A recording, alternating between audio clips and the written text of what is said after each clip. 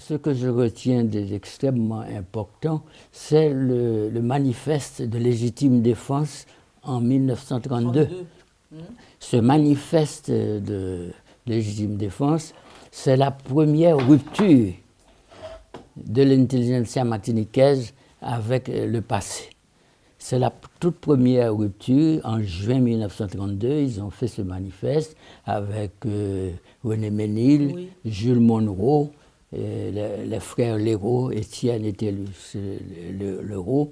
Et le texte de ce manifeste était une rupture totale avec le colonialisme.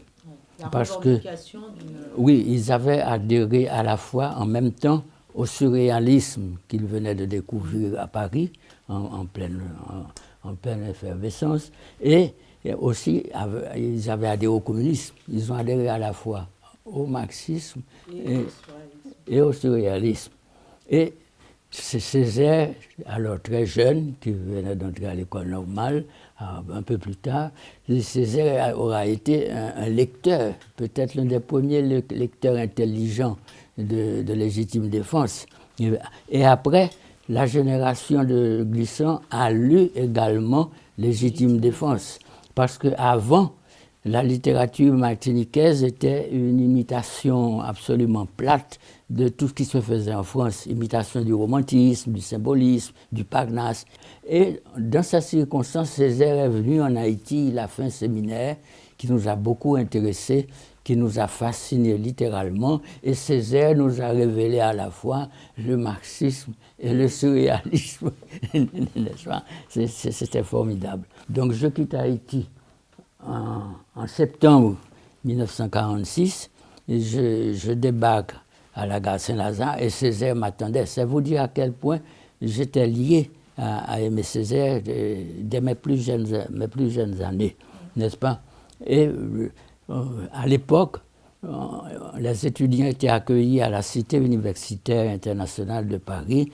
Comme j'étais un boursier de l'éducation nationale, comme Glissant d'ailleurs, n'est-ce pas? En attendant d'avoir une chambre à la Cité universitaire, on nous mettait dans des hôtels de passe, parce que Marthe Richard venait d'obtenir l'interdiction des bordels, n'est-ce pas, et de la prostitution. On donnait des petites chambres aux étudiants dans les hôtels de passe. Donc, on me met dans un hôtel de passe, derrière l'opéra, une petite rue qui s'appelle la rue Joubert, hôtel Joubert, 3 rue Joubert, je me souviens très bien. Je débarque là, et un matin, en montant l'escalier, je vois un grand noir, longiligne, et un gringalet qui descendait l'escalier, qui m'a dominé littéralement. J'étais tout petit à ses côtés, et je regarde, je dis, mais vous êtes haïtien? Il me dit, non, je suis martiniquais. Donc j'ai connu Glissant en arrivant à Paris très tôt, oui, n'est-ce pas? Et on est restés ensemble à cet hôtel, parce que lui, il est allé vivre après la rue Joubert, peut-être en janvier ou février 1947, il est allé vivre à la rue Blondel, je me souviens. À la rue Blondel, et c'était un bordel où il habitait, lui, n'est-ce pas? Et dans l'hôtel où on habitait, sur les paliers, on croisait des jeunes femmes très accoctes. On croisait des jeunes femmes en kimono ou en combinaison même, n'est-ce pas? C'était très amusant. Et Edouard et moi, on n'arrêtait pas. On entendait des gloussements partout derrière les portes. Enfin, on passait notre vie entre cet hôtel de passe, le musée du Louvre, les ciné-clubs. On ne s'est pas quitté pendant 3 mois. On est devenus vraiment intimes. Il passait à présence africaine parce qu'il n'aimait pas beaucoup rencontrer Césaire, parce qu'à la présence africaine venait Césaire, venait Senghor. Oui, lui, il était anticommuniste, il déclaré. On ne le dit pas, mais il faisait une exception pour moi parce que nous étions des amis. Mais il me disait, tu perds ton temps avec ta militance au parti. Enfin, moi, j'étais communiste. C'est Césaire lui-même qui m'avait amené un matin au Parti communiste, m'avait fait inscrire.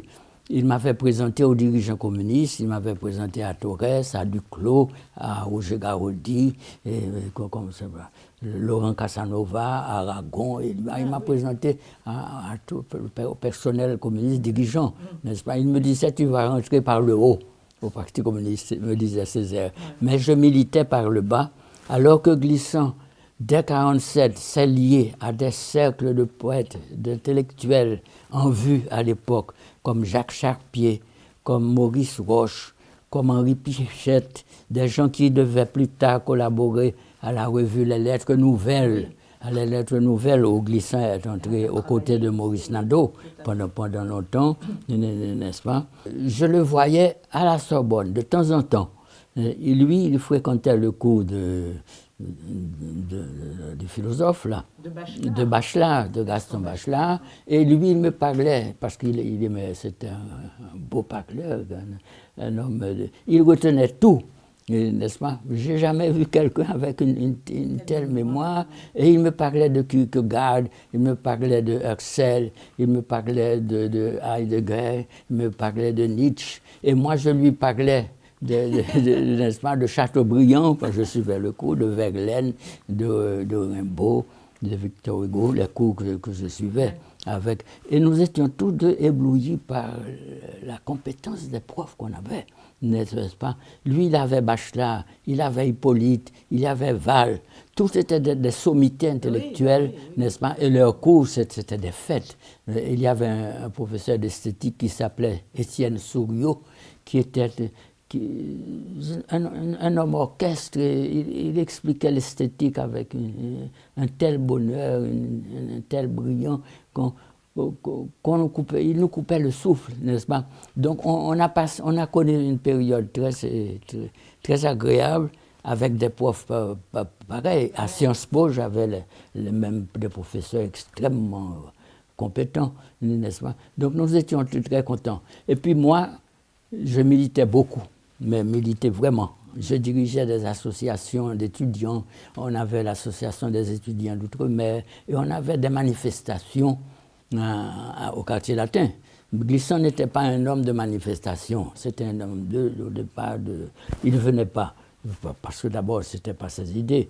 Il n'avait pas un anticolonialisme radical comme nous. Il était anticolonialiste par la pensée, raisonné, n'est-ce pas? J'en parlerai plus loin, n'est-ce pas? En arrivant à Cuba, par la suite, moi, j'avais déjà reçu une formation militaire. Les années passent, 1959, 60, 61, il y a la crise de la baie des Cochons. Il y a les mercenaires de la CIA qui débarquent, n'est-ce pas? Et qui sont, à l'époque, je commandais un bataillon sur le front. On était tous mobilisés, n'est-ce pas? Et à ce moment-là, à ce moment-là, Glissant, j'arrive à Glissant, Glissant est arrivé quelques jours après le débarquement de la baie des Cochons. Mais l'affaire était déjà réglée. Et il était très amusé de me voir en uniforme avec un colt pistolet à la ceinture, n'est-ce pas? On s'est vu presque tous les jours à l'hôtel Riviera où il était. Il me parlait de ses projets. C'est ainsi qu'à ce moment-là que j'ai appris qu'il fréquentait beaucoup à Paris, à l'époque, Albert Mainville, n'est-ce pas? Et qui encore, il y avait d'autres martiniquais à ses côtés, et ils avaient créé un front guyanais, un guadeloupéen et martiniquais, n'est-ce pas? Et qu'ils préparaient une grande action en liaison avec les Algériens. Parce qu'au moment de la guerre d'Algérie, Glissant avait servi d'agent de liaison au Maroc avec une fille qui s'appelait Ouria, n'est-ce pas? Safia Balsi, je crois. Ma mémoire est encore bonne, n'est-ce pas? Et lui, il était venu prendre contact officiellement avec les Cubains parce qu'il pensait mener une action en Martinique, mais je lui disais que tu ne peux pas organiser une guérilla en Martinique. La Martinique, étant donné l'étroitesse du territoire, ne se prêtait pas à une guerre de guérilla. Il faut faire d'autres actions, parce que la plupart des gens qui venaient d'Amérique latine à l'époque à Cuba venait pour la guérilla, prendre un entraînement, obtenir une aide de Castro au Nicaragua, au Venezuela, partout, n'est-ce pas? Mais toujours, il y avait la théorie du foco, c'est-à-dire du foyer de guérilla que Debré, Régis Debré, avait développé dans ses livres, n'est-ce pas? Et on ne parlait que de guérilla. On voulait enflammer toute l'Amérique du Sud en créant des focos guerrilleros dans tous les pays de l'Amérique latine. On était la subversion même, n'est-ce pas? Donc, je dis, Glissant, tu tombes dans cette subversion, n'est-ce pas? Qu'est-ce que tu vas faire, n'est-ce pas? Et effectivement, il a pris des contacts considérables. Moi, je l'ai présenté à Guevara, je l'ai présenté à tout le monde. On a eu des contacts vraiment étroits. Nous sommes devenus vraiment copains à partir de cette rencontre à Cuba. D'autant plus que je l'avais connu dans la prime jeunesse à Paris, n'est-ce pas? Et il rentre, mais on le met aussitôt en résidence surveillée. Oui. Il ne pouvait plus quitter la France. Il ne pouvait qu'aller de Brest à Marseille. Il a été retenu. Donc, il ne pouvait plus aller ni au Maroc, ni à Cuba, même rentrer aux Antilles. Donc, pendant toute cette période, je n'ai pas vu. Oui. Donc, en quelle année on est là? On est en 1961. Donc, oui. Il avait été très impressionné par la révolution cubaine. Il a toujours retenu les acquis de la révolution. Il n'a jamais été contre la révolution cubaine parce qu'il avait vraiment été impressionné lors de son séjour à Cuba, parce qu'on en avait vu, n'est-ce pas? Et quand moi-même j'ai eu des ennuis avec les Cubains, n'est-ce pas?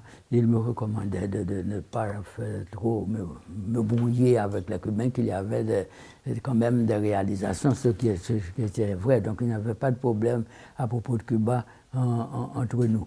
Je l'ai perdu de vue de 1961-62 jusqu'à 1978, très longuement. Oui.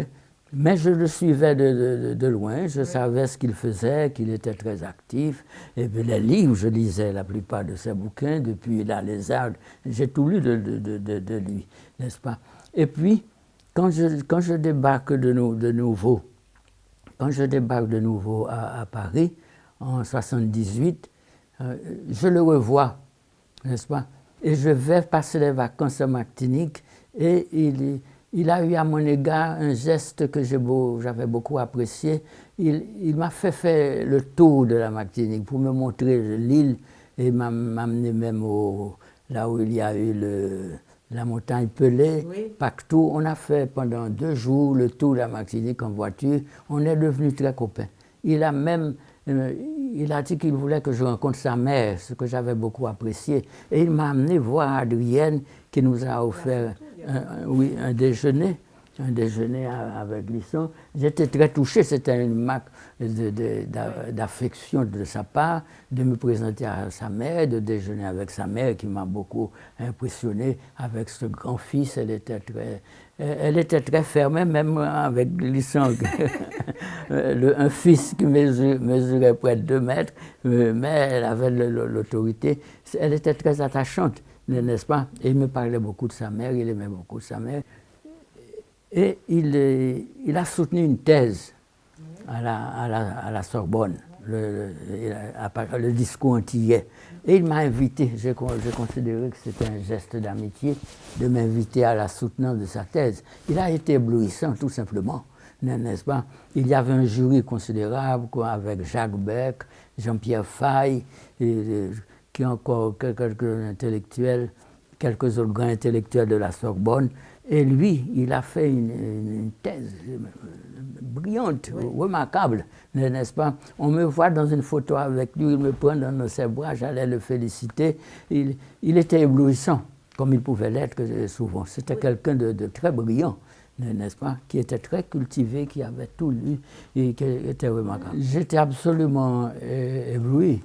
Personnellement, oui, par sa soutenance de thèse. Il a abordé tous les problèmes, n'est-ce pas? C'est un texte fondateur remarquable. Le jury n'était pas particulièrement bienveillant à son égard. On voulait le pousser jusqu'à ses derniers retranchements. Ah oui, Et il a bien tenu la partie, il a été extraordinaire. On est allé dîner ensemble après. Et en réfléchissant, bon, on s'est séparés de nouveau. Et en réfléchissant, moi j'étais à l'UNESCO, j'étais au cabinet du directeur général de l'UNESCO, j'avais une haute fonction, n'est-ce pas? Et je me suis dit, à un moment donné, que Glissant aurait bien sa place dans un organisme international comme ça, parce qu'il a des connaissances extraordinaires, n'est-ce pas? Il pouvait être un haut fonctionnaire de l'UNESCO, il faut le faire rentrer à l'UNESCO.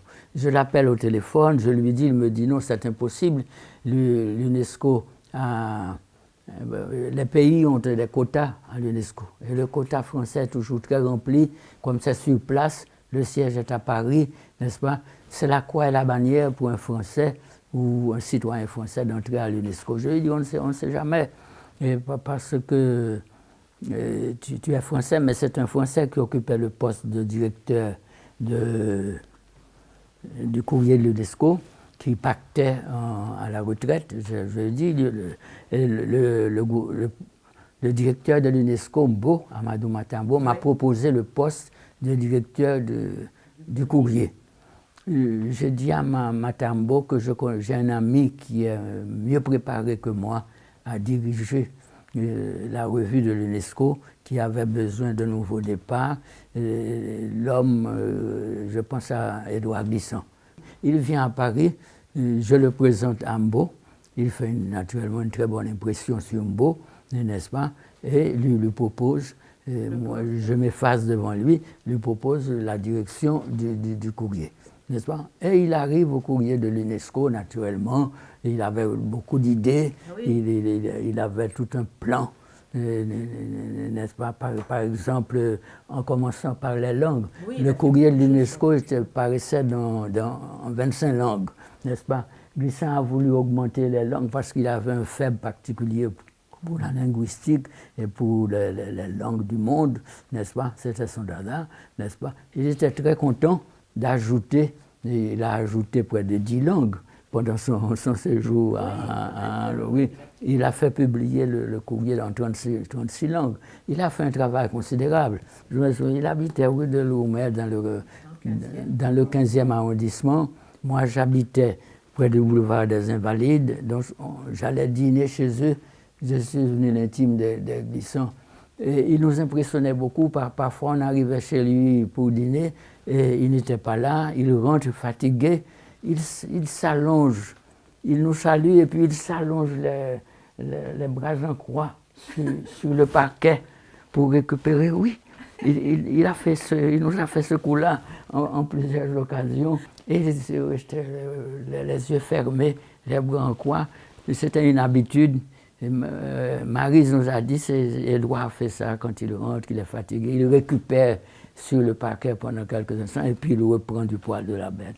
Il nous a fait ce coup-là plusieurs fois. C'était quelqu'un d'original. Alors je n'ai pas parlé de, vous enregistrez, je n'ai pas parlé de son rapport au prix Nobel. Ça, il faut raconter ça. Parce que comme j'étais intime de Glissant, donc il me faisait ses confidences. Chaque année, au moment de l'attribution du prix Nobel, quand on se voyait, elle me disait, tu sais, elle prenait un air mystérieux, je suis sur Nobelissable, je suis sur la liste des prix Nobel, n'est-ce pas? Je lui disais, Édouard, fais gaffe, n'est-ce pas? Méfie-toi. Il n'y a rien, n'est-ce pas? Le jury de l'Académie suédoise qui attribue le prix Nobel est d'une grande complexité aussi. On ne sait pas quels sont les critères qui servent pour nommer un prix Nobel. C'est ce qui est arrivé à Georges Amado. Les amis ont fait tellement de démarches à Stockholm et ailleurs. Il ne l'a jamais eu. Et Amado méritait bien le prix Nobel. Léo Carpentier méritait le prix Nobel. Nicolas Guillen. Édouard Glissant oui, mais il méritait le prix Nobel. Il pouvait l'avoir. À un moment donné, il était à une voix près. Quand de Walcott l'a eu, n'est-ce pas? La cruauté est née de la nécessité. Oui, est née de la nécessité pour les Noirs de transporter en Amérique, aux Antilles, n'est-ce pas, de se séparer de l'évangélisation française coloniale, n'est-ce pas, et de se constituer leur propre vision du monde. Donc en Haïti, donc, outre la langue créole, n'est-ce pas, le vaudou, qui est une religion de défense, de résistance. Donc ce sont des formes de résistance, aussi bien que la